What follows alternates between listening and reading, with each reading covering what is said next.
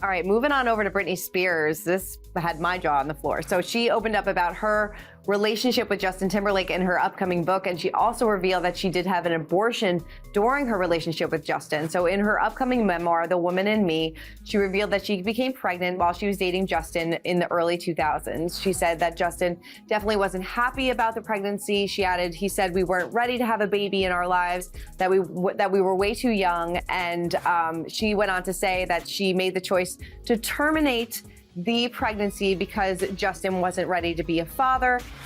She said, I'm sure people will hate me for this, but I agreed not to have the baby. I don't know if that was the right decision. If it had been left up to me alone, I never would have done it. And yet Justin was so sure that he didn't want to be a father. So this is a pretty huge bombshell revelation. So when you're writing these memoirs and things like that, do you ever have to reach out and get permission to write something about this, especially something that is so personal?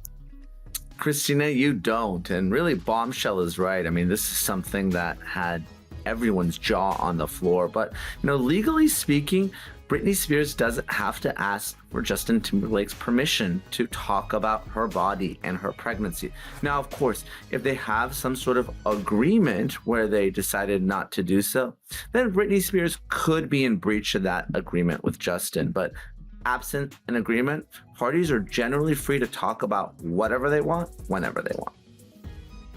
This brings up the topic of obviously of abortion. And she said if it was up to her, she would have kept the pregnancy. He was really adamant about doing it. Eventually, at the end of the day, they both agreed to do this. But what if the father wants the abortion, the mother doesn't? Obviously, your body, your choice. But, does that ever get into legal circumstances or anything like that?